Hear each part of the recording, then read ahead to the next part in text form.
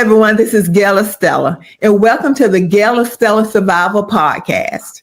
Here's where we turn pain into purpose, because survival isn't a whisper, it's a roar.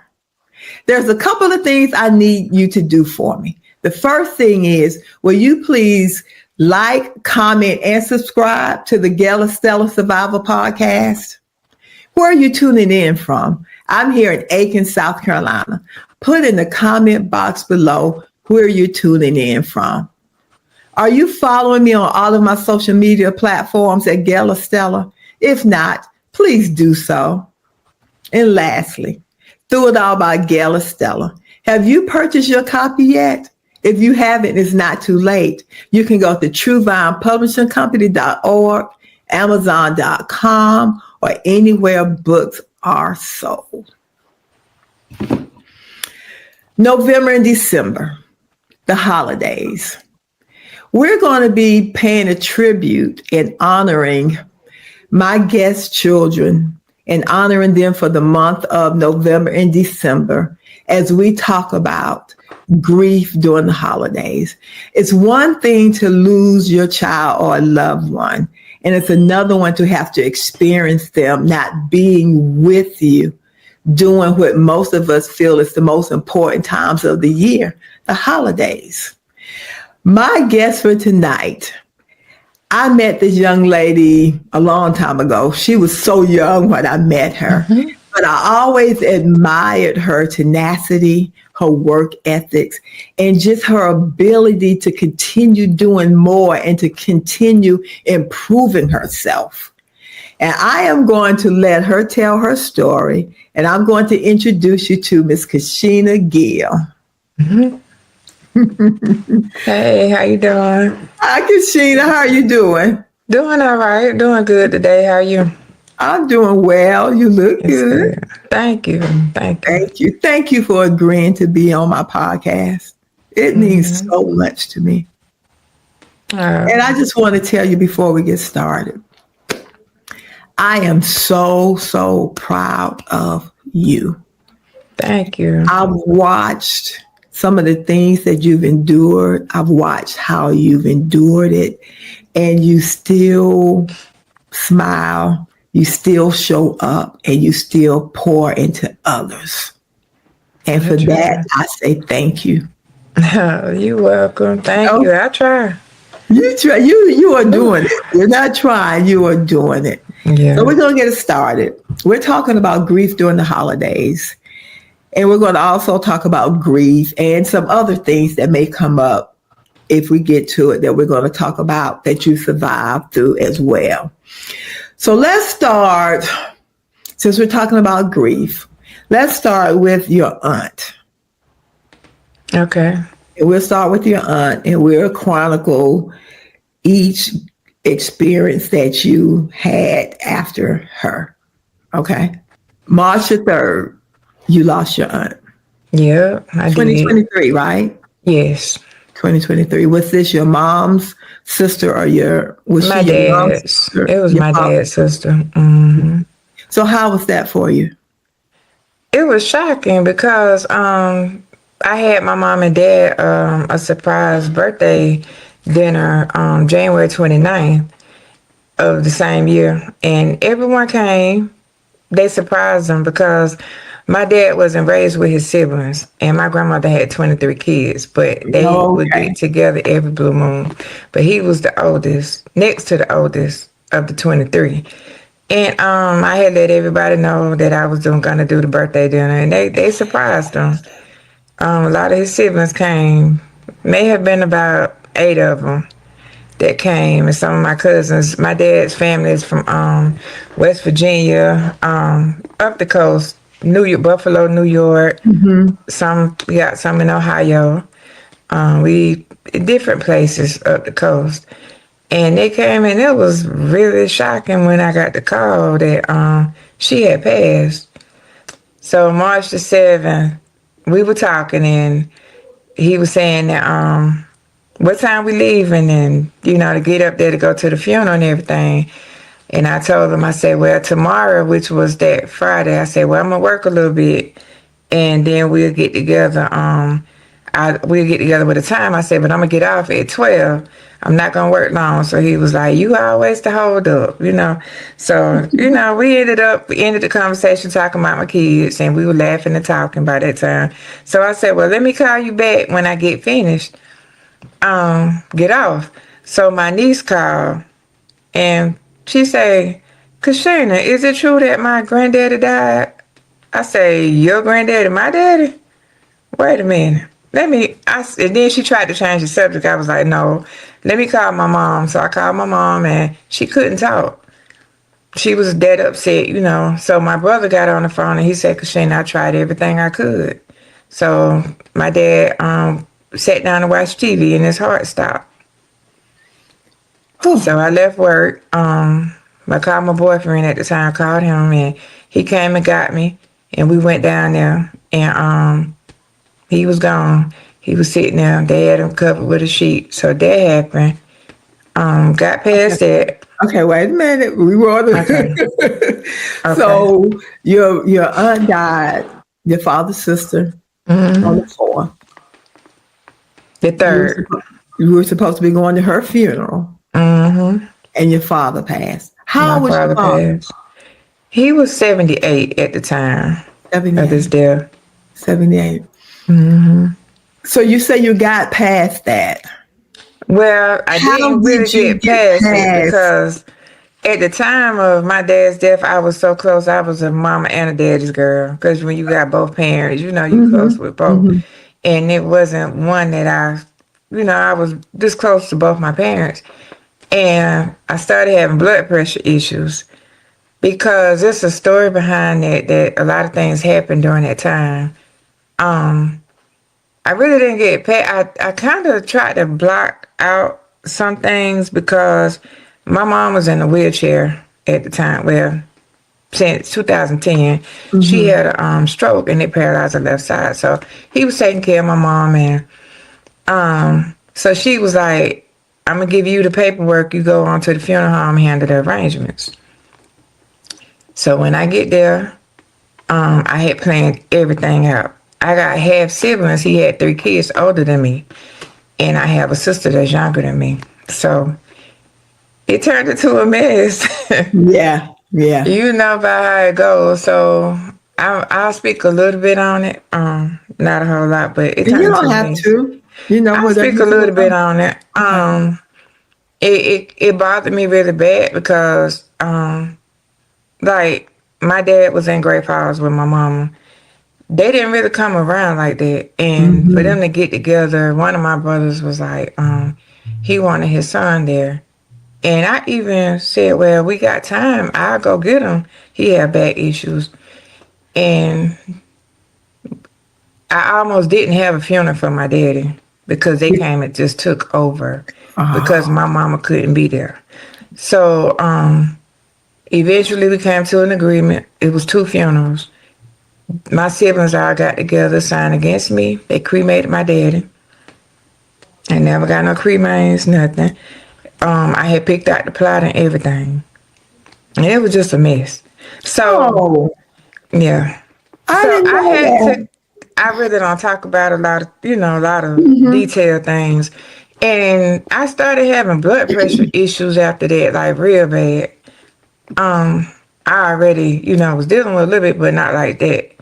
Couldn't get my blood pressure under control. Life was just crazy. So then, so were you able to grieve?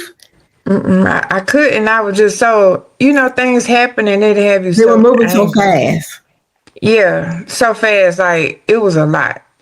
Yeah. And how did it make you feel that you were planning your father's funeral and your other siblings cremated him? Was that like betrayal, hurt, anger? Everything you just named. It was this, and I still feel a lot of that. Like, life is hard, like, to move forward knowing that, and I wasn't, they really didn't, I was angry because you barged in all of them.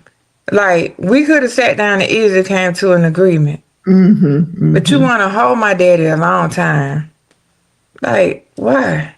And y'all really wasn't, y'all talked to them on the phone every blue moon, but you wasn't there. Yeah, they didn't go through all the things that I had to go through Yeah. with my dad. You know what I'm saying? Like I was there, not saying that that gives me total control, but if my mom and dad had been together all these years, come on. I understand. You know, it's just, I'm still hurt, and I try to block out some of it, a lot of it. I try to block it out because I still gotta go on. And I Yeah. tell anybody, if you waddle in it, you're gonna drown in it. You're going to drown. That's true. Yeah, you just gonna drown in it.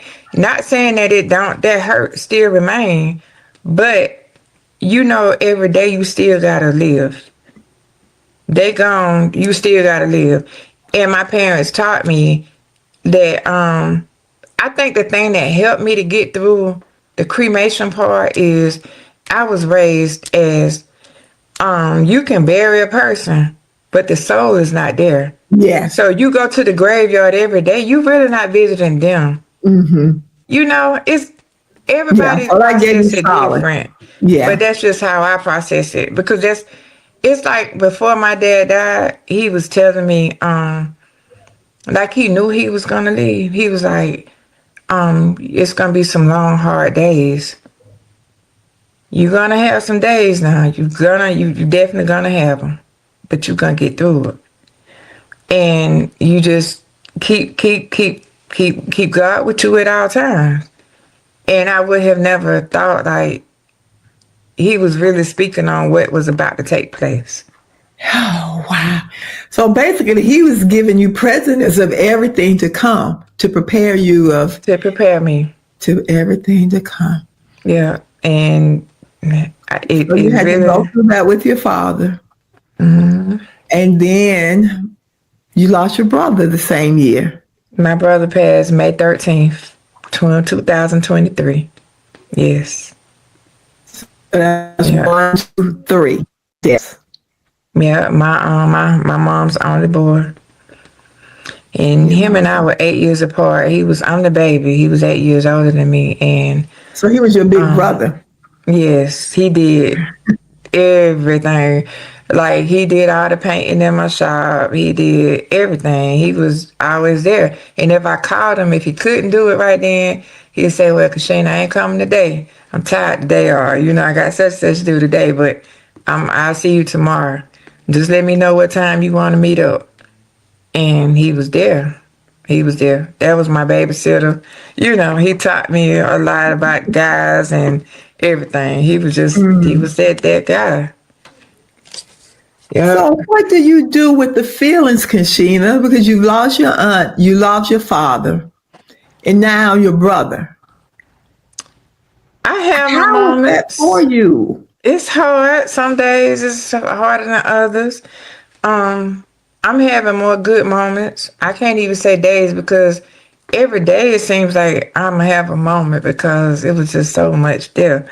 I lost all of my go-to people. Like that was my immediate family, back to back. And I still feel like sometimes like pinch me because I'm dreaming. Like it just don't seem real. It don't seem real. And I think I do go to therapy. To me, therapy, you just really, if they haven't been through what you've been through, they really can't tell you how to get through it. You really have to just like really figure it out for yourself. Like, what's gonna help me? I'm gonna be honest, like nothing really make me happy right now. But I have to figure out like, what's the best move for me? That's good.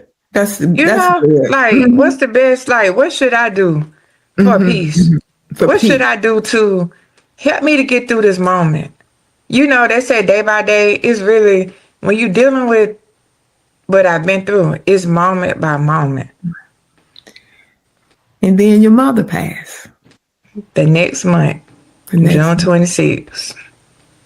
And I can remember hearing this, and we both, I'm a former cosmetologist, you still, in cosmetology in the salon and just people talking. And how is she going to get through this? Man, Kishina's mom just died. You know, her brother just died. Her father just passed. You Yeah. know, poor baby, and people praying and just feeling your hurt. It's true. And so your mother. Crushed. Yes. So when you Yeah. found out that your mom died, because you said tell us what happened. My mom went in the hospital for her toe. Her toe was bothering her. She was diabetic, but nobody was down sick. Like, we didn't have time to prepare, really. Like, with my mom, it was a little bit of preparation, but not much. She went in the hospital for a toe. She had got just a little bit of gangrene on the tip of her toe, one of her toes, and so they amputated a little part of the tip of her toe, and so they was like, okay, but we need to try to open up the veins in that leg. It was on her left leg. And so they was like, okay, it's only one thing we can do to see which way we can go with it. And that would be to shoot some dye, you know, to see what's what. So they did that, and it shut her kidneys down. Yeah. So she became lethargic, and, you know, and it was a process. And my birthday was the 21st. I was supposed to go to Miami, paid for it, everything, and Okay, go. How was it? Your mother had lost her son. Your mother lost her husband. Your mother lost her son, her only boy. yeah. Do you think some of this could have contributed? And I know not necessarily the toe being cut, but how was her heart? You know, not physically, but spiritually. How was she after suffering two traumatic losses back to back like that? She was kind of, to me, she had become a little quiet. Like, you know, I knew. When you know people, you know when they hurt and you know when they happy. You know every mood. And I was real close with my family, so my mama was quiet. And every, you know, the funeral home, they'll give you a blanket with that person's picture on it. And she'll say, well, cover me up with Theophilus. That's my brother. And she'll say, well, cover me up with Joe. Like when I get ready to leave at night. And she just became, to me, kind of withdrawn. And she would say, like, wasn't half eaten, had lost the appetite. I think she really just, some of that was a broken heart. Yeah. I really do. So what about your heart? How was your heart after losing your mother? How are you able to process I'm so still trying much to process loss it. at one time? What kept you standing at that time? At the time, my kids, my clients, because I'm gonna tell you what I do a lot of. I saw Cam put up one day, Cameron that does hair, she said she put her track shoes on. I'm a runner. Get ready to run. And I indulged myself in a lot of work. I came back to work because I didn't want to sit around and just mope, because I knew that that's what I would do. And it's just like, just so unbelievable. Did So you ever question unbelievable. God? I did. I can't even lie. Like, you know, when people say don't question God, and no one has yet to show me in the Bible where it say don't question God. But if you don't question, ask questions, you will never know. Yes. And when I'm talking to God, I talk to God as though I'm talking to you, anybody. And a long time ago, I went through a season of sickness. And before that, though, I always had a relationship with God. But when I went through that season of sickness, I had a stroke and Mm-hmm. found out that I had a heart condition. So I had 3 heart surgeries, and God, my kids, God first, my kids, and I would always talk to God and ask questions about things. Because even going back to when my mom had the stroke, I cried. I was so mad at God. And I told him I was mad. But my mama showed me that she had the strength to keep going, even though she was paralyzed on one side. And my mama was really active like me. And, just Mm-hmm. normal. Like, she liked to walk, and she would take long walks, walk to her little jobs and stuff. And, but God, my kids, my clients are like my family. And I got some that remind me of my mama. They talk a lot of noise like my mama, They fuss at me. The older ones, they keep me going. Mm-hmm. I found a lot of strength in those places, and the love that was shown to me, even now with my clients, they still show me a lot of love. Mm-hmm. And it mean a lot when people just pop in on you when you at work, stuff like that. But I think I'm a functional depressed person, because I get home and I just take all my clothes off and just like, Oh, you know, regret. yes. And, Oh.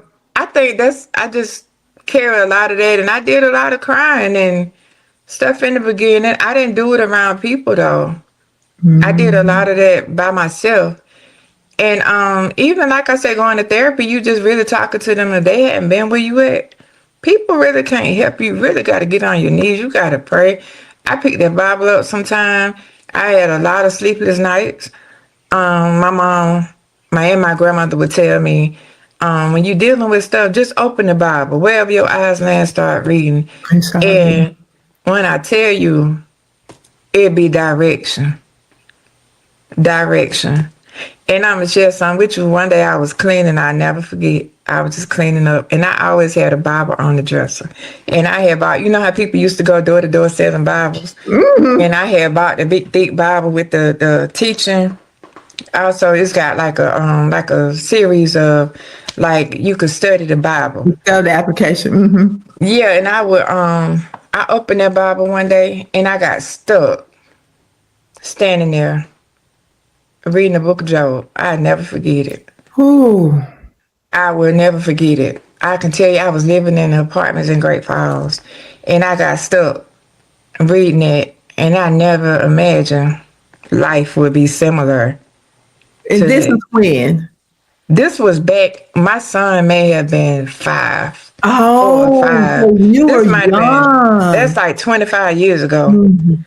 So with Yeah. you saying that and you're remembering it, do you feel that God can prepare us or I think the word would be predestined us I do. to prepare us for what it is, the subliminal things, the little things that we may not pay attention to at the time. Yes, I do, because it's a lot of things that we do in our life that we don't even think about it no more. You Mm-hmm, know, mm-hmm, mm-hmm. and you don't even remember.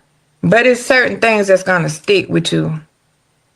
And I think that's God's doing. I don't think this my doing. It's God. Like, this is you're gonna run across it again.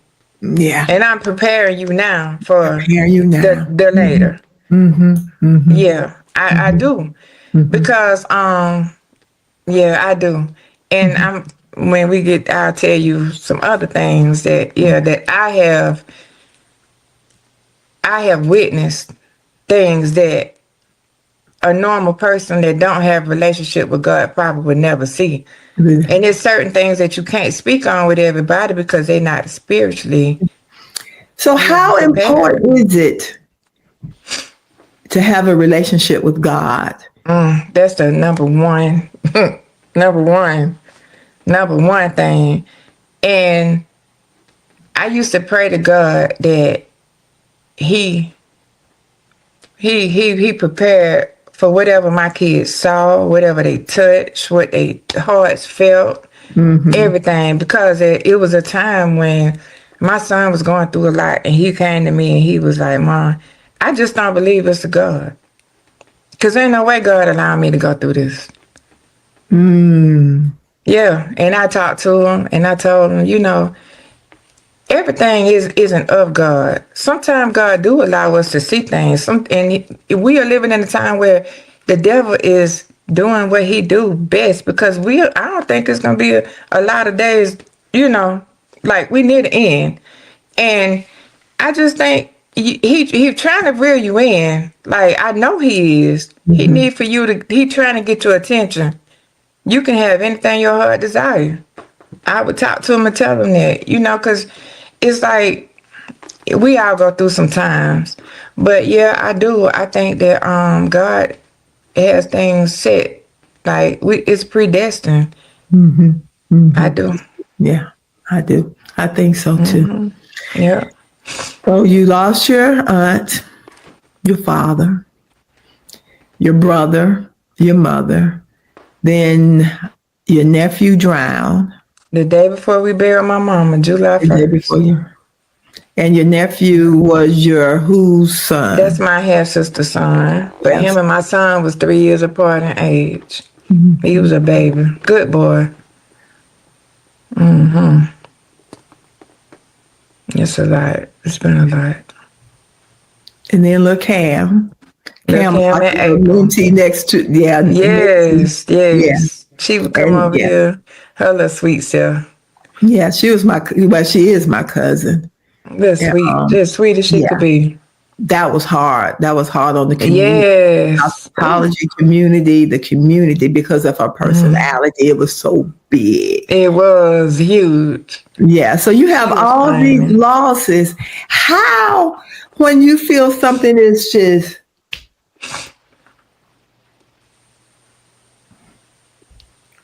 let me tell you, it's been times where I'm in a group of people. I feel like I'm the only one in the room. And then you go to take a step. I felt like I had shackles on my ankles and bricks on my feet. Like, just heavy. And then, then you still got a child that's dealing with it. And I find she be comforting me, But it's been heavy, real heavy. So how was it for you to be the mother that has lost her aunt, lost her father, lost her mother, lost her brother, and then your children lost their grandparents and their cousin and uncle?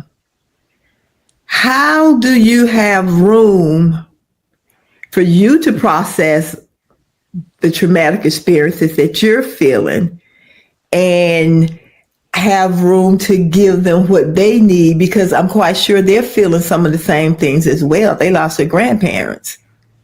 So how do you divide yourself up in that way? Because you only have one child. So I didn't have to think about anyone else. So how do you divide yourself in 3 ways? Or how did you divide yourself in 3 ways? Well, at the time, my son, he would just, a lot of times he would sit outside in the car. He would leave, take a long ride, go ride the 4-wheelers.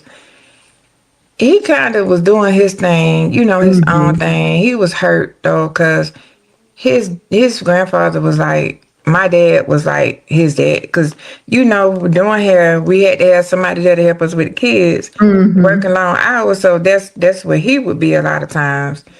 And he was really, really dealing with that. Was really hard for him.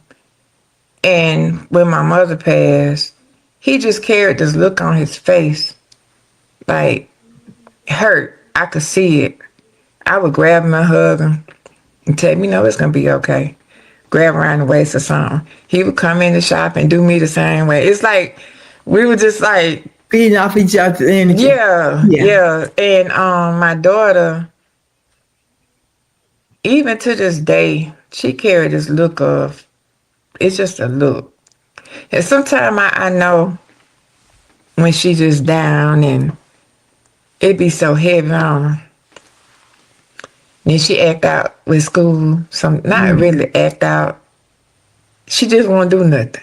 Yeah. And sometimes I don't even get mad because Because you understand. I do. I do.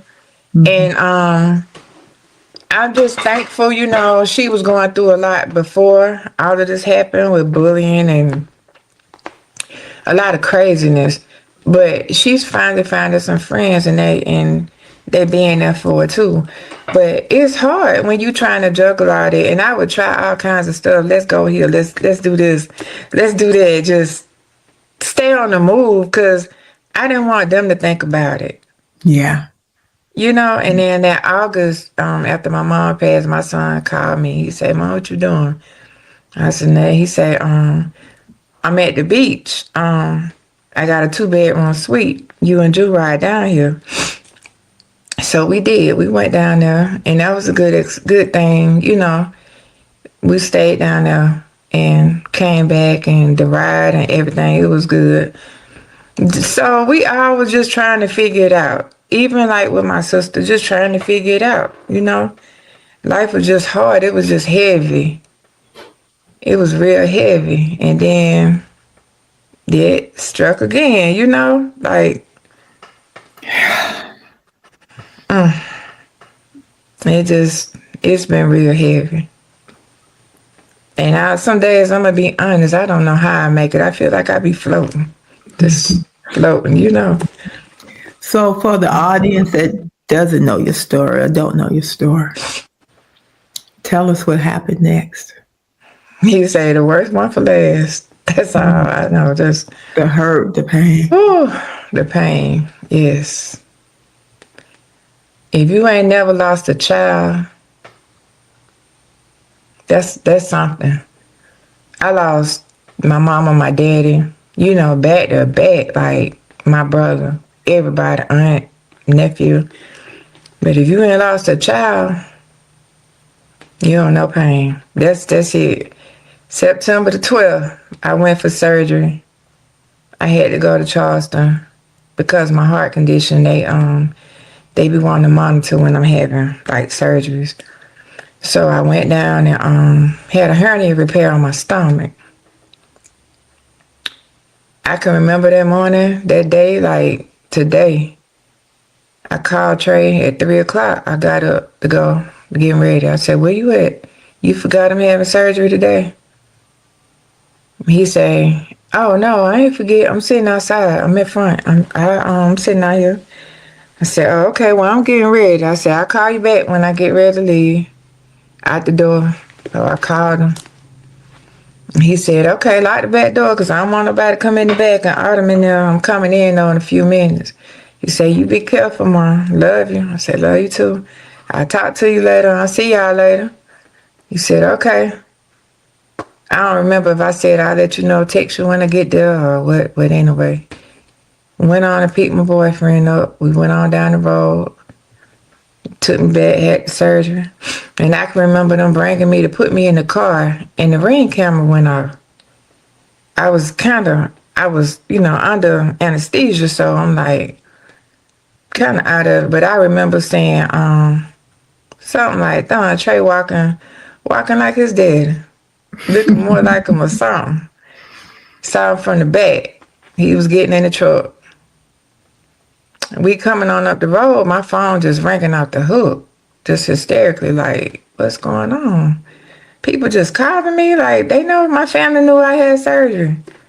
So, my cousin called. She said, "Where you at?" I said, "Coming from Charleston, I had surgery today." She said, "You need to get on up the road." And I was like, "Huh? No, I can't drive it so fast." So then hung up, and I can remember somebody else, and I wasn't driving, of course, y'all. But his cousin called and said, "Kishina, Trey been shot." And I said, "Shot? What you mean? Trey just walked out." I'm high. I don't know. Like, Trey just walked out the door. And I said, he okay, ain't he? And she was like, I don't know. I'm on my way over there. I said, where was he? What's like, I'm out of it. And hung up, and I don't remember much from there.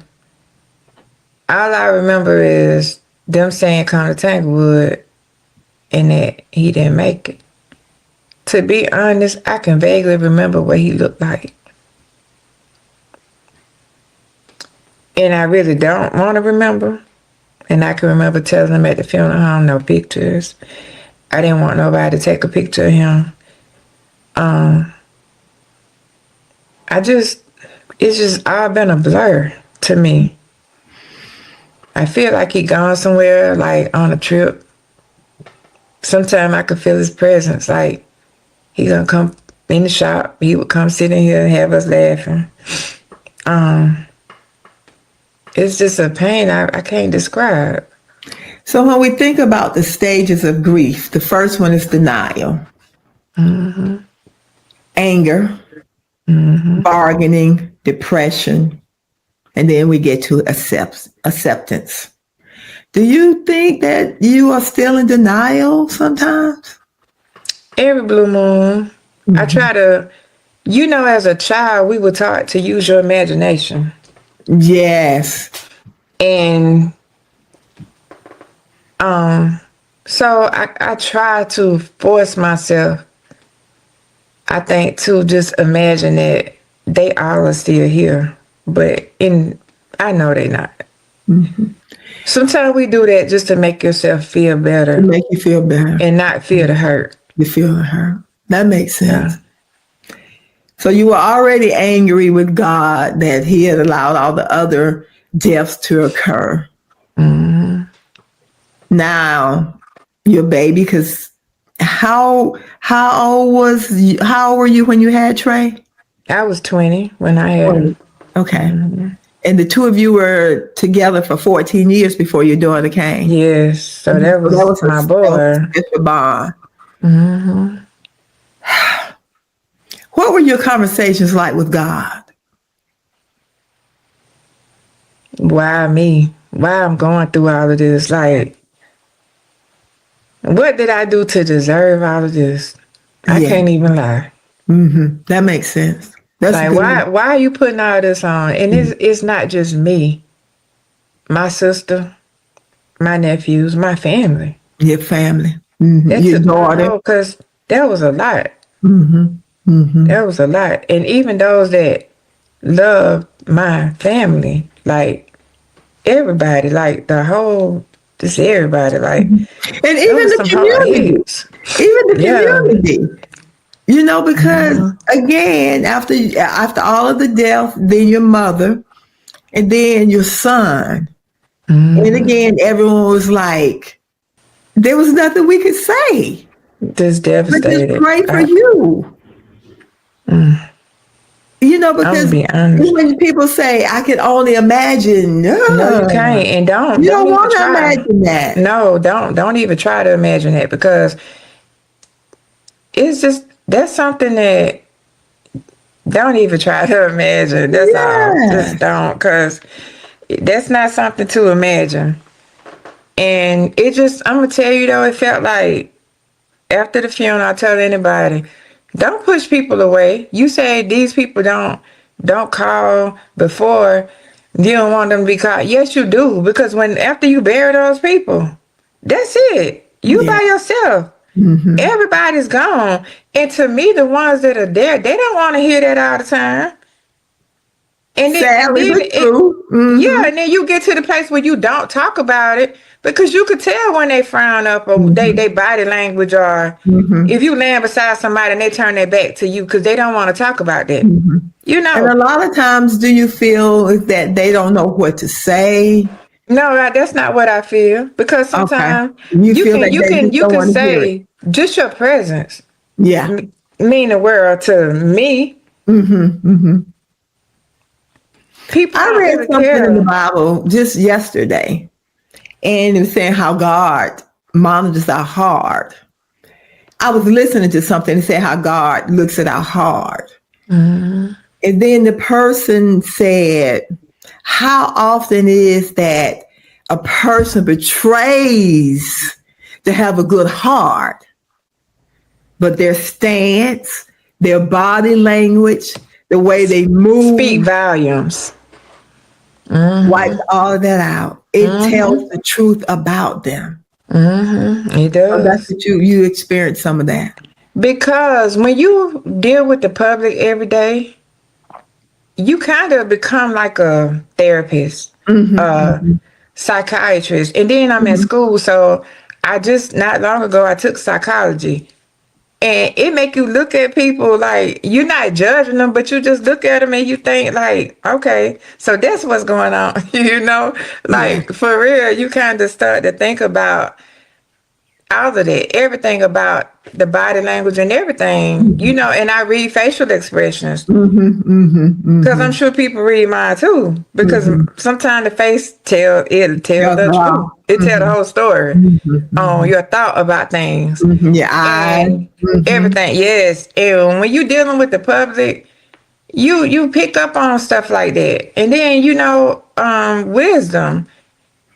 That part. Wisdom, being wise, Life. you know, yeah, when you want it around and when you not, when a person is really excited for you and when they not, when they putting on, you could tell all of that about a person. You may not speak it because I'm that person. That's my character. I don't speak on everything, but I see it. You see it and discern it. Right. Yeah. A very strong spirit of discernment. I have gone through this and it didn't make me vulnerable to a state where, oh, I can't help myself. It helped to open my eyes and my thoughts on my perception on life. That's it. You know, and I made a status last week. I said, people pay attention. Just because someone is like really good to you, that doesn't mean that that person has low self-esteem. Sometimes people really be pure, you know? And, but I found throughout this grief, everything I've been through, a lot of people really not sincere. They will leave you in your time when you feel like you need them the most. But there's a God that says, this, you need me because I'm gonna make it all right. Yeah. Yeah. You know, and that's why I was saying about the phone calls. You can't push people away because those will be the ones that'll be in your corner. Because they cared from a distance. You didn't know it. You didn't. The prayer. Yes, some people really be sincere. You didn't know that. They don't come out until something happened and they know you need them. I've learned that. Like the ones that I thought would be in my corner, a lot of people turned their back. A lot of people didn't. The ones that I thought would be there wasn't there for me. Still ain't there. But it's okay. You know, I'm getting through. Yeah. I do know that. You said a lot. Now, with the other deaths, everyone died from an illness. Well, your brother died, but the illnesses. Your son died because he was shot and killed. Someone took his life. How does that make a mother feel to know that someone robbed their son of the opportunity to live a full, abundant life, robbed their son from the opportunity to become an old man, get married, have children, to experience life, and to take him from you? How does that feel? Cut deep. Cut real deep. I felt like I was cut with nothing, with a knife, just cut me open. Because it's a gut wrenching, just a feeling I carry every day, all day, right here. Some days I can't eat. And a lot of days I don't sleep good. It hurt real bad because who did it? I'm still I want to know why. You gonna always carry that why, especially when you knew each other so well. I was there for them. You came when my mom died. You hugged me so tight, like you were so sincere. It's, I can't even explain it. Just know it's one that I don't wish no mother had to feel, because my son wasn't the street boy that was out there causing problems. He may have went out, but he was the guy that was the diesel mechanic that quit high school, but he didn't quit because he was bad. He quit because he had a learning disability and he was tired of taking medication. And he just couldn't get it without it. But I'm going to tell you something funny. He was taking the pills and selling them to the boys at school. Because it was, what? I forgot the name of it. But he was taking it, Adderall extended release. And the boys liked it because I guess it kept them high. The guys that he told would tell me about. Trey was funny. But I miss that smile. He smiled all the time. But he was a good boy. Really good, loved everybody. He was yes ma'am, no ma'am, very respectful. He was kind. He took care of people. He made sure everybody was good. He loved on you. And it wasn't, I never heard him say, I just can't stand such and such. You know how you hear people say stuff like that? He was always that person. He quit school, but he told me. And then he was on his way to the military. He was going to get away from here. But the company he was working for, they would fly him out to Kansas City. He would go out there and service those trucks. I forgot what you call them. No, the money trucks, the armor trucks. Yeah, he would go out there, service those, and he would rent a car, drive home on the weekend, and he was just a good old country boy. He liked four-wheelers and horses. He was fascinated with horses. He loved outside. I always did. He didn't care about no clothes and shoes and stuff, but he always dressed nice. He looked good when he put his clothes on. He would come home, get to the front door, mud from head to toe. Be done been riding four-wheelers, and we'll fall out. If you walk on my floor, you better drop your clothes right there at the door. He was funny. But that was my big baby. And it was just a feeling that I just can't even explain it. Yeah. To not see him, he was a gentle giant. He was a 6'4" tall, chocolate, handsome, kept himself well grown, just talked his noise now. He talked plenty noise, but he was just a good person. And the love that I had for him, for both of my kids, is just unexplainable. Anything that you love, to lose it, you gonna grieve it. Yeah. Mm-hmm. So when you say that the love you have for both of your kids, the heart,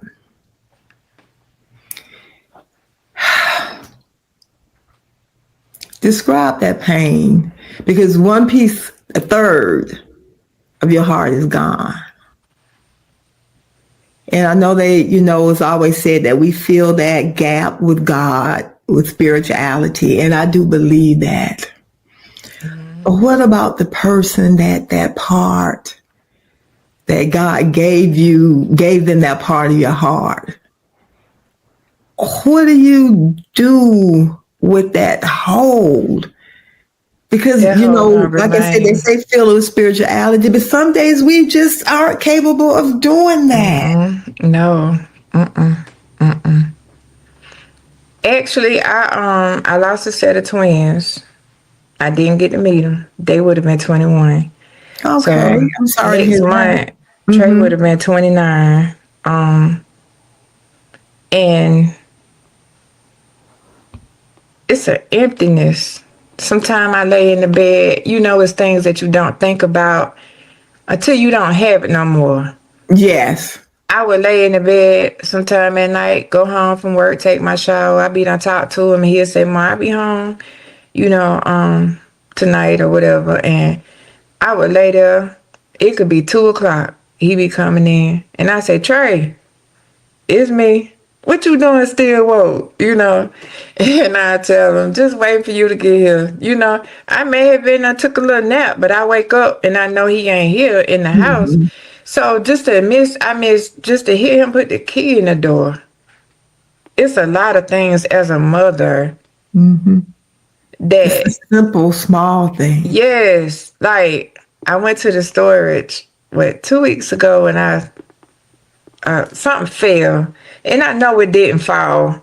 I know it didn't, but it was a picture of him and this girl they took, Mhm. and oh, it was like he was saying, "Hey, ma," but oh, that hurt. I got me a good old cry in the Mhm. storage unit, Mhm. Mhm. and it's the little things like yesterday. I was washing clothes and I was in the laundry room. I found a black and mild. He smoked black and milds, killed them, loved them. And I say, Autumn said, he just telling you, he's speaking to you, just telling you, hey. She she said she had got some of his clothes and she found something that had well, I guess it had the thing in the pocket. Cause he would put them papers anywhere, like he didn't know where the trash can was. I used to find them all the time, black them out a little plastic part, paper off of it. But it's just that hole will never heal. It ain't a moment. I don't think all through the day I think about that boy. Like he would pull up on me. It wasn't nothing for him to pull up on me and just come walk through here, open a soda, take a swallow out of it, and go on by his day. And then to tell me I'll be back. No, he ain't coming back. But he was just that was my baby. Just Baby. a whole part of me just gone. Just gone. And let me ask this question because you said that you lost two twins. Hmm.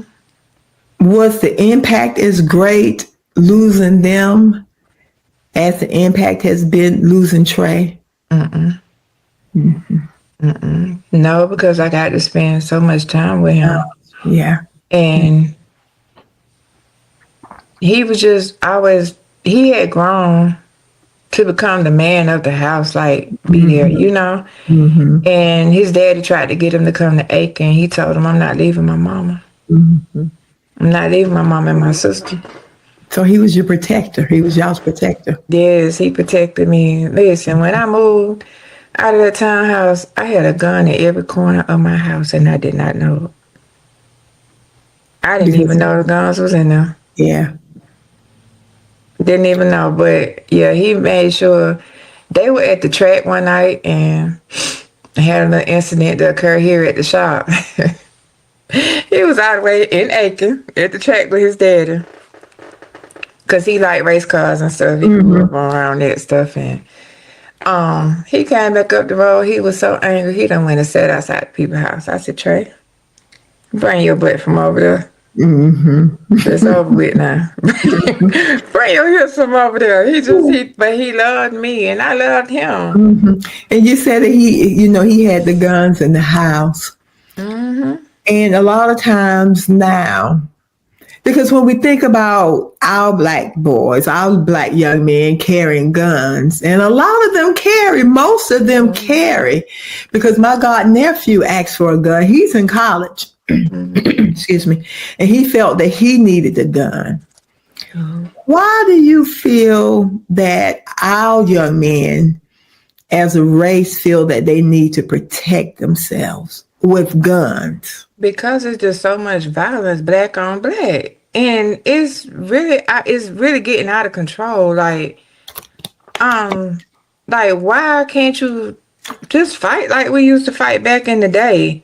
But as soon as something happens, they want to pull out a gun, and I just think that they just feel the need to protect themselves because now you can look at somebody and they feel like you're looking at them wrong. They pulling out a gun. You can accidentally step on a foot and they pulling out a gun. Any little thing, you can have a minor disagreement that happened to my son. Mm-hmm. You pulled out a gun. Mm-hmm. Mm-hmm. And this wasn't somebody that he didn't. This wasn't a stranger. Mm-hmm.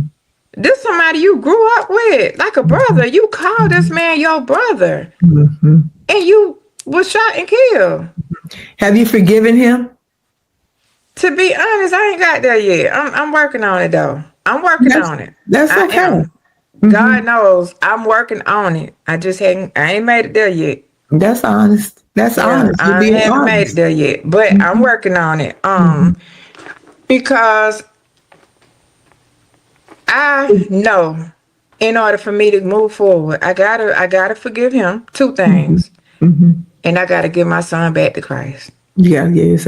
So, do you I think know it's a that. deception that's keeping you from forgiving? Because the fact Yes. that you knew him, you had a relationship with him. And you know what you did and you trying to say stand your ground. Okay. Yeah. Yeah. Okay. And you know what you did. Like And so when you say forgive him and give Trey back to God, what does that mean? What does that look like? when I say I'm gonna say this first about my son, I feel like if I just that means that I know I ain't gonna never forget him. But it's gonna give me I feel like I have total peace. I don't have no peace right now. Mm. You know? And I was looking at something yesterday and it kind of related to a lot of things in my life. Joe Osteen was saying when you learn to say no about things that you know ain't right, and but you still trying to do it, and doors steady closing, left and Yes. right. You Hmm. know, when you learn to say no and mean that no, doors start to open. And I know I'm just kind of relating that as far as giving Trey back to God. I know when I give him back to God, I know God is going to give me what I want, what I need. He giving me what I need now, but I know he going to give me that peace to know that just as well as I gave you life. You know it's an expiration date. You Hmm. know it, but are you ready to accept it?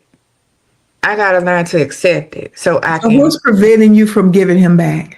I ain't ready. I'm You're just not not ready. ready. I'm gonna be honest. I ain't ready, and it's so hard. And I pray about it, and I know God is He gonna do it.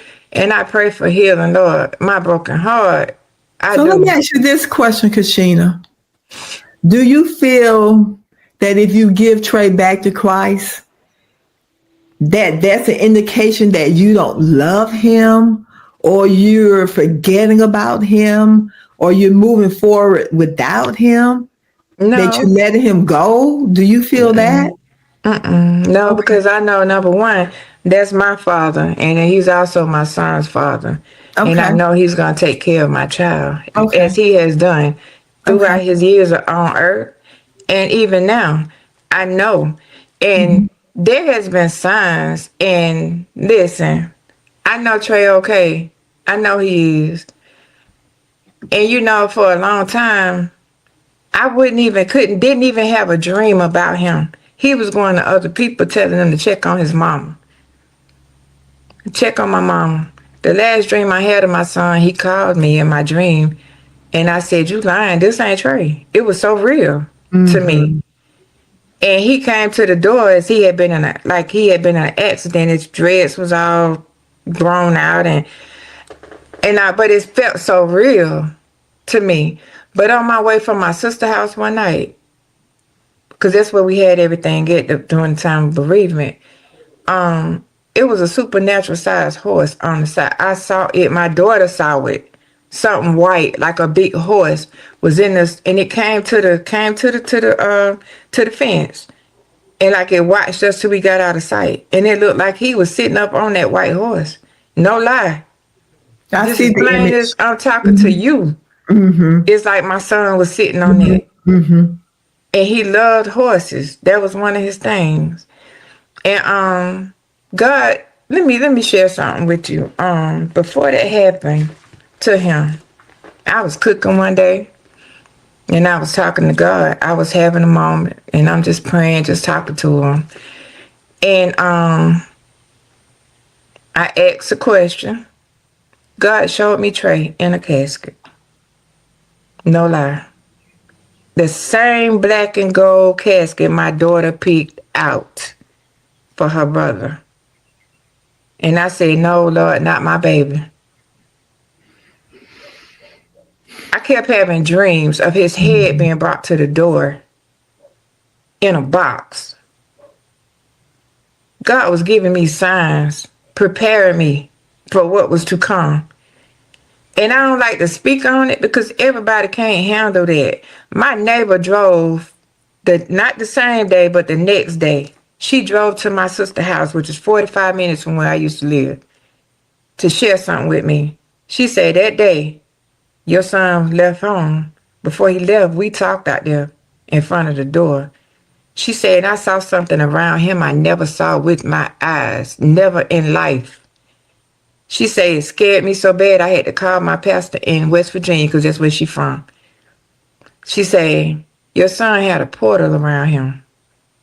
I never heard of that, like in real life. She said it was like something like, almost like, you remember the movie Highway to Heaven? I always felt like he just had a heart of gold, like he was an angel on earth. No, he wasn't a saint. He did what he, things, but he was just a good person. Like a natural born, just genuine soul. Yes, yes, he was. And everybody said the same thing about him. To me, it was like he was just really like an angel. And like right before that happened, he called me one day. That Thursday, my baby died on a Tuesday. That Thursday, I'm standing behind the chair working. He said, Mom, what you doing? I say, working. I said, what you doing smoking the bandit? Because that's what I would call him. He be pulling on that cigar, I could hear it. He said, nothing. He said, I just did something I've been dreading to do. And I was like, what, Trey? He said, I went to see my grandmama today. He had went to my mama's grave. And he said, I had so much to tell him. We kept talking. He said, Mom, y'all did good. But if something happened to me, don't bury me in a vault. He said, that's a waste of money. And I said, Trey, this is a conversation we're not going to have. I don't want to talk about that. He said, you got to talk about it. It's going to happen. One day, you got to talk about it. Nobody couldn't have told me 5 days later. He was going to be gone. Yes. And he used to always say he wasn't going to live to get old. He said, I sleep. He never sleep. He just didn't. He wasn't a sleeper. I sleep when I die. He said, if I ever leave here, I want to come back as a bird so I could fly everywhere I want to go. Be free. Listen, my clients was a witness to this. Birds would come sit right in front of that window right there. What are the chances of a bird flying and come landing right in front of the window right here at the shop? You know how this building made. Watching over you. Right. One night I left out of here last week. It was a bird behind my car at 10 o'clock at night. I say, I just be like, hey, Trey. Thank you for being here. Yes. And the bird danced around my car. Like when I drove across the parking lot, it flew across the parking lot. It sat over there by the store and I went on and it went on. And you know what? I understand it. I get it. Because that's when I see red birds and when I see butterflies. And I say, hey, Adrian, they'll just fly. We need that sometimes. We do. We do.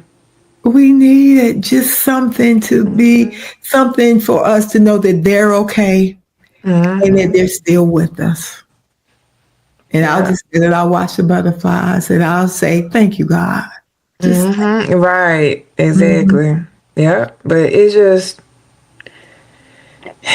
tough. It's tough. Grieving your child. I can remember at my mama's funeral, we sitting on the front row. He sat up on the edge of the pew just about the whole funeral. Like he wanted to get over there with my mom. Is that how you felt at his funeral, that you wanted to get inside of his casket? I don't know how I felt. I was still like, when I have a surgery, the anesthesia be on me for a while. Okay. But I was like, like, let me tell you, the flowers in the church started moving. Somebody came in here talking about it. They watched the video and they were saying how the flowers was moving. Like, you could see like somebody walk past them. I don't know. Like, I can't tell you how I feel. It's just a hurt. Maybe I am still a little bit in denial. I just want answers. That's it. I just think that any mother that or father that has lost a child that way, and then I wonder, what was he thinking? What did he feel?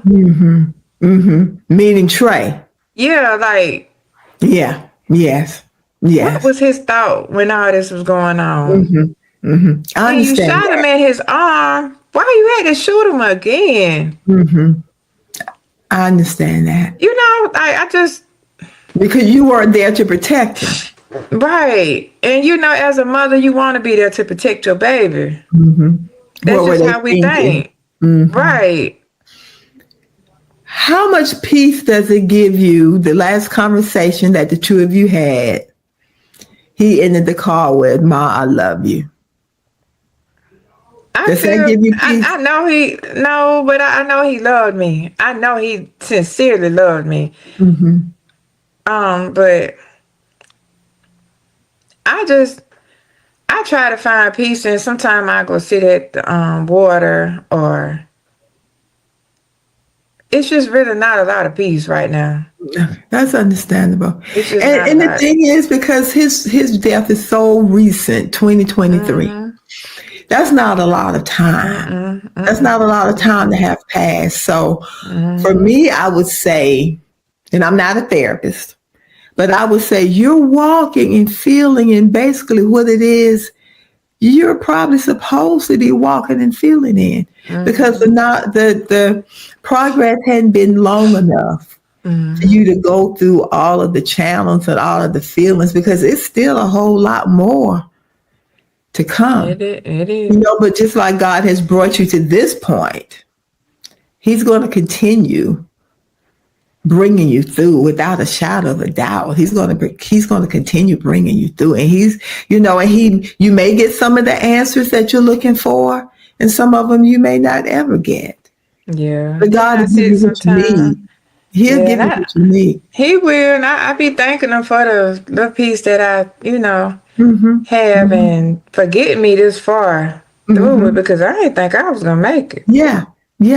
And a lot of people that have endured the type of losses and the traumatic experiences that you've endured, they might be living, but they're existing. A lot of people turn to drugs, they turn to alcohol, they turn to all these negative vices to help them get through.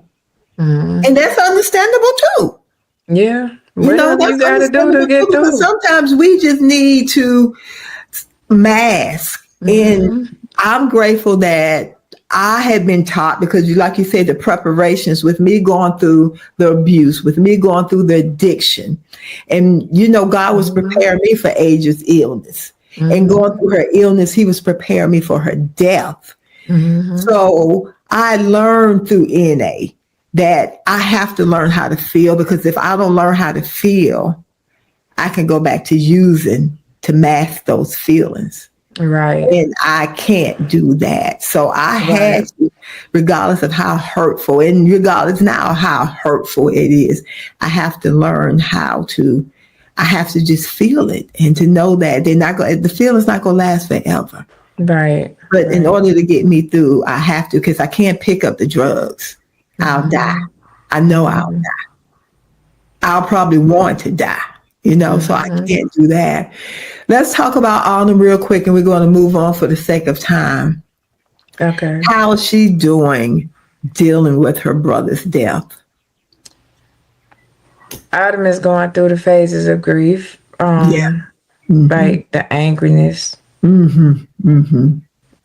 She get real mean sometimes. Yeah. And that's understandable. It is.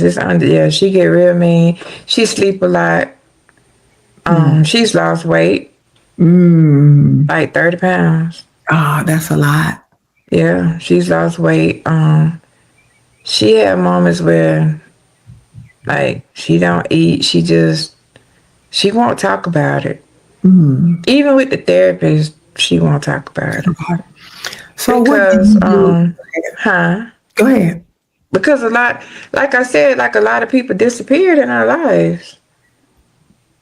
So it's like, where everybody at when you need Yeah. them? They're not here. Yeah. They're not there. Yeah. As a mom, what do you do the best of your ability to do to comfort her and to help be that support system that she needs? So I try to take her, go do stuff with her. Food used to be one of our go-tos. That ain't a big thing no more. But neither one of us really. That ain't.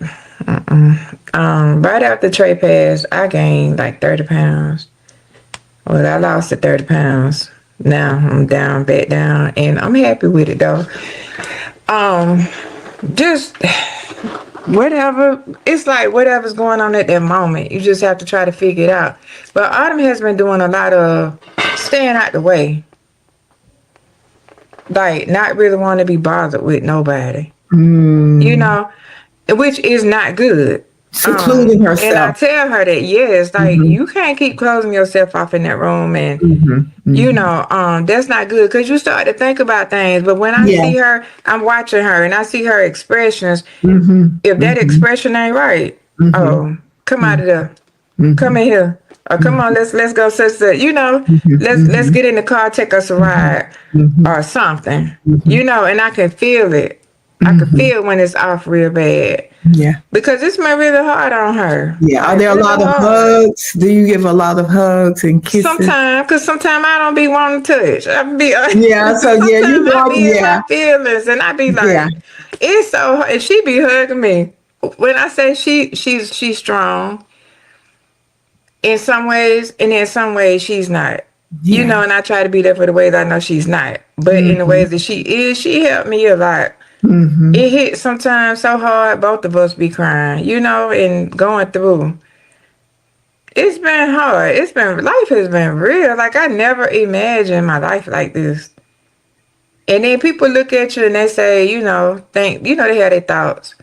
But you're going to have your thoughts. And just know, everything that look happy, look good, it ain't always that. It's not always good. Yeah. It's not always that, but we do have to put on, because I ain't gonna walk around here crying all the time and people looking at me crazy and, talking about me and all of that. But but sometimes I see people and they'll hug me and I can really feel that they're really sincere. And it means a lot. It means a lot. When you got somebody that you can call late at night and sometimes you might not want to talk about that. Just talk to me. Yes. Yes. Just let me know that you are listening ear, or you that person. Even if you vent to me about something, I feel okay with that. Yes. Because I don't want to put all my heaviness on nobody, but and not receive theirs as well. Exactly, right. So sometimes it just take that, and just the presence of somebody. Sometimes my friends pop up, my girlfriends will pop up, and just to come sit with me, that help. That heals me little by little. They don't even know. Just to know that somebody care. This has been good, Kishina, just to know that someone cares. How do you keep Trey's name alive? Because you post a lot. You post his pictures. You post your feelings. How important is it to keep his name alive, to keep his memories, to keep people from forgetting about him? Because I know you'll never forget about. How important is that for you, that his memories continue to live on?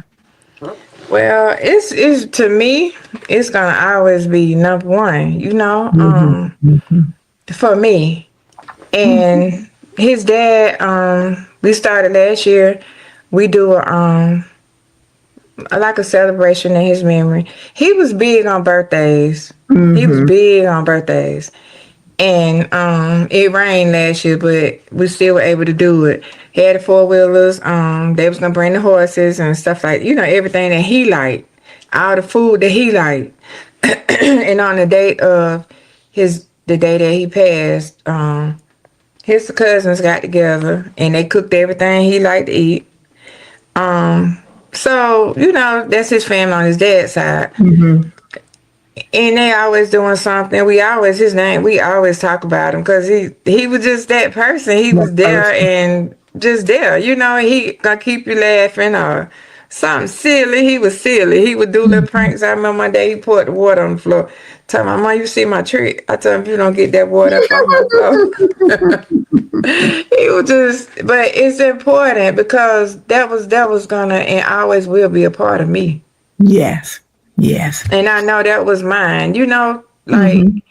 that was mine, Mm-hmm. regardless of what. And he still is yours. Yes, no matter what nobody think, say, feel, it's me. That's mine. You're Trey's mother. I'm Trey's mother. And I Yes. still get that. You Trey Yes. mom. Mm-hmm. Yeah. And they be like, oh, I could see the resemblance. He looked like Mm-hmm. you, something Yes. to that nature. But yeah, he's just gonna always be a part of me. Mm-hmm. And the journey that I'm on, it's not my journey. It's not my calling. It's all in God, all God. And He's the one that's carried me through it. And I don't know what I would do if I didn't have a relationship with Him. I probably would be in the crazy house somewhere, losing my family like that because those are my go-to people. I talked to them all day, every day. I saw them every day. They kept my baby, my daughter, and my son. He grew up in Great Falls, and I don't know. It's just a journey, and I've heard things, I've saw things, and people look at you different, and maybe sometimes I'm gonna be honest. I even feel like sometimes people don't want to be around because they're scared of the rub off on them. I think all kinds Mm. of things like I don't want that to happen to me, Yeah. but people do have to remember I didn't kill them people. If Mm-hmm. I had anything to do with, they'll be here with Everyone will, me. yes. Mm-hmm. Cause it ain't a day go by that is something don't come up that I want to go down there and lay on the bed and talk to my mom and my daddy. It's Mm-hmm. something all the time. Those were the people that I was super comfortable with. I could share my deepest thoughts with them. And just we just have to learn though, embrace and love on those that we have. I like that. Because you just never know. Like I would have never imagined. And I could tell anybody that really happened to me. That happened. Like It's you not just wake up anything that you today. read about in a book because it sounds like a television show or a I movie, a promise. lifetime movie or something. It does. But Mm-hmm. people talk about things, but that train didn't just stop at me. It's still rolling. And there's a lot of deaths out here. And I just wish that they would put the guns down though. Like that's number one. The other deaths, they were natural causes and there's nothing that could be done about that. But as far as these guns, people don't love like they used to. And I don't know how, just with prayer, with whatever, we gotta get it together because all of this killing is it's crazy. And you just taking lives for no reason. And there's so many sad parents out here and family members and like you said, the community. Like you tearing the communities apart with all these murders. Like it's crazy. But life has been a journey for me and I'm still on the journey and I just gotta keep going. Yeah, keep going. And something that you're doing, something big you did, you went back to school. I did, You're in yep, I school now. did. For what? What are you majoring in? Nursing. I'm going for Why nursing. nursing? Because when I was young, well, after I had my son, he was a baby. I worked for the Board of Disability and Special Needs for 10 years. My grandmother lived with us for 14 years. I helped take care of her. She was bad diabetic. She was an amputee. Different things. Then my mom, she was, in a wheelchair bound. She did a lot for herself. But I enjoyed it. And I just like helping people. And I always wanted to do it, but when my son was younger, I used to say, I don't know if I can afford it, and to go to school, take care of him, and all of that. I didn't know if I could do it, but now I see I could have, I should have. It's just always been a dream of mine. Yeah, and I'm trying to And God is fulfill allowing you to that. feel that dream. Mm-hmm. And you said something about not having peace. I hope that the things that you are doing in life will help to bring you peace. And I Thank you. help with each step of your journey that the peace that you're seeking, God will reveal it to you. One day at a time, 1 month at a time, 1 year at a time. Mm-hmm. I hope everything that you're seeking, God gives to you because you're an inspiration to me. You are Oh, an thank you. inspiration to so many people because, like I said earlier, we said a lot of people wouldn't have been able to survive all the Mm-hmm. things that you survived. And there's some things that we've talked about that we didn't even have a chance to talk about. So God has kept you here for a reason. We don't know what it is right now. And maybe you do. Maybe God has revealed it to you. But until you let go of some of the things that you're holding on to, God can't give you everything that He has for you at one time because you have to make room for the new to come in. Right, exactly. And Yeah. in time, you will know when it's time to give Trey back to God. You will know when it's okay to release him. Because like you said earlier, you know he will be in good hands. And when that time comes, you will be prepared for God to continue pouring into you. Because your testimony is going to help save a lot of other women and men. Because like you said, you're a cosmetologist. Your testimony is going to help save so many people.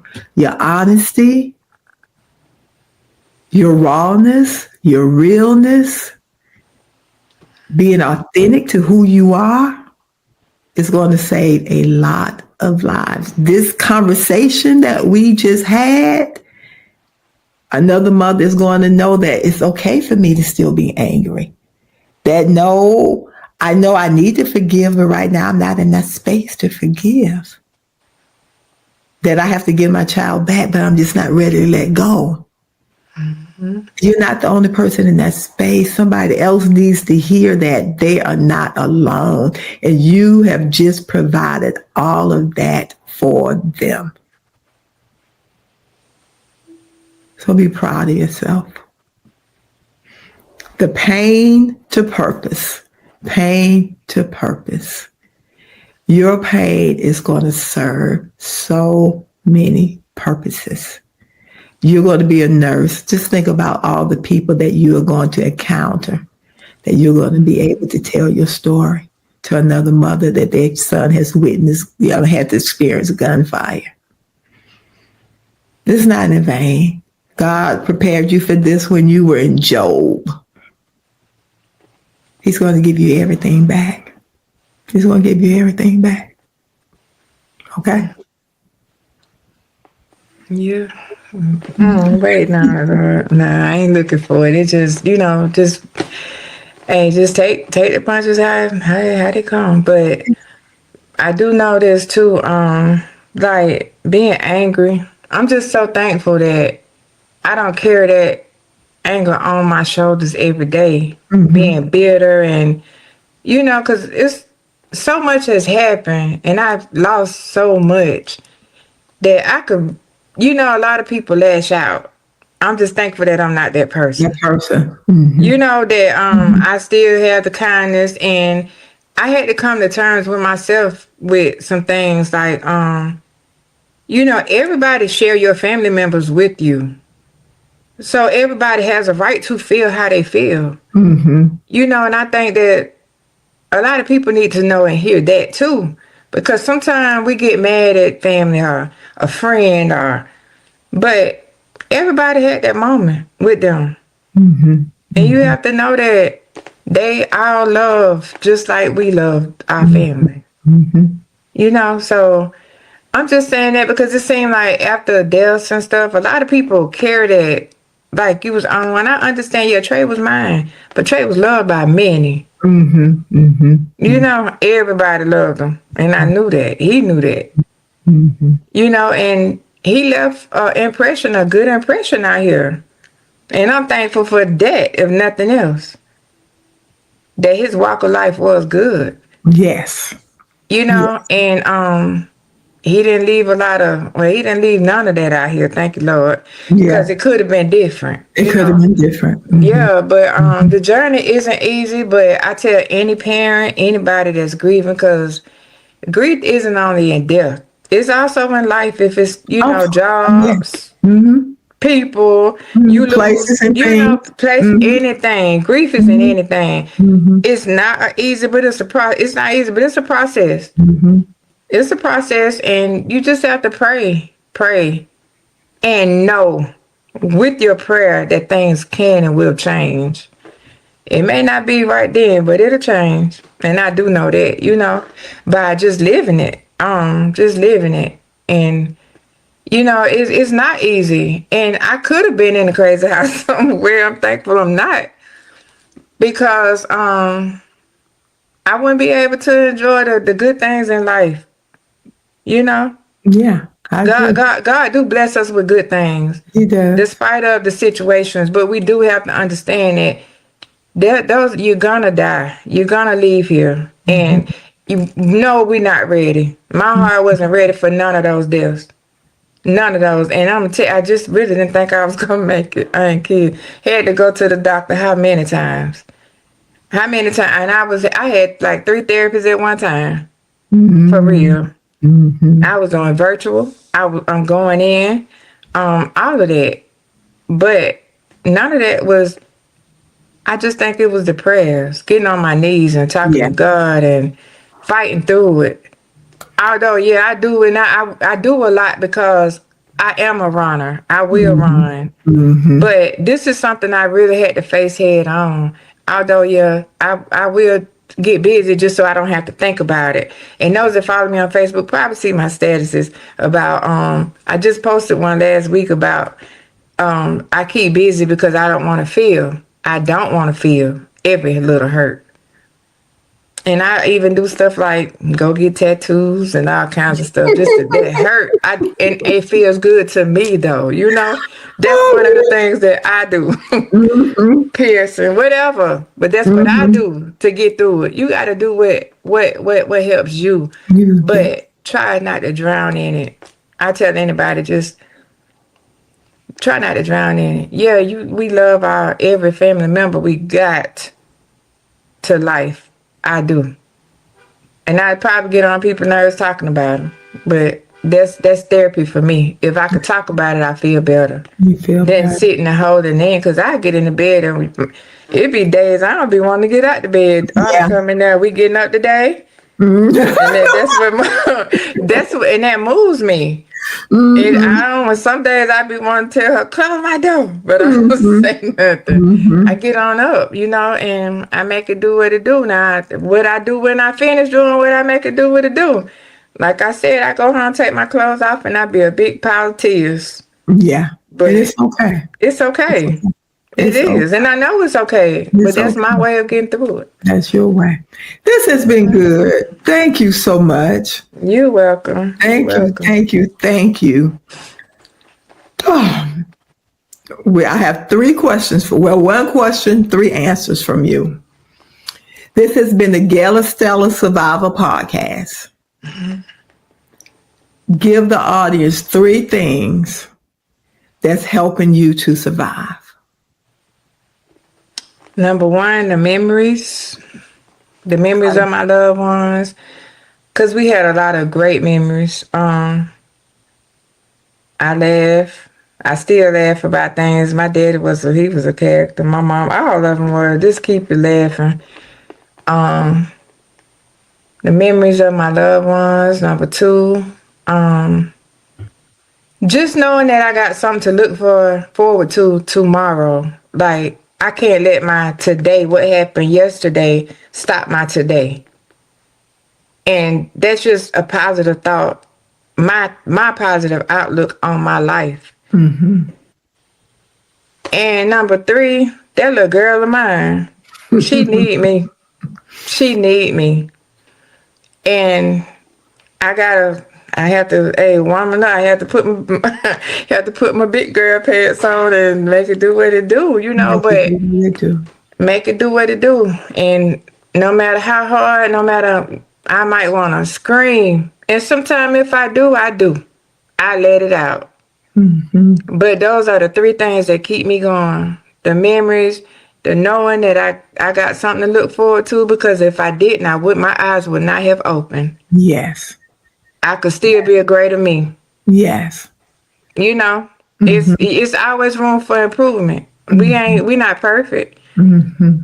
And the third was, that should have been number 1, that little girl. But that's one of my main things. That's my side piece, my right hand, my everything. That little girl. We bump heads, but that's mine. And I know if I don't do it, who's gonna do it? Yes. I fuss, but she know mama gonna be there. Yes. If ain't nobody else. Mm-hmm. But those are the 3 things that keep me going. You just have to keep the memories. Everybody got good memories with their people, regardless of what that person may have done or whatever. They still got something good inside. Mm-hmm. Everybody got some good. Mm-hmm. And but the main thing is knowing too that if your eyes open, you got another chance to make it right or to make it better. You might be right, but you can make it better every day. You can make it better, and you all you got. That's it.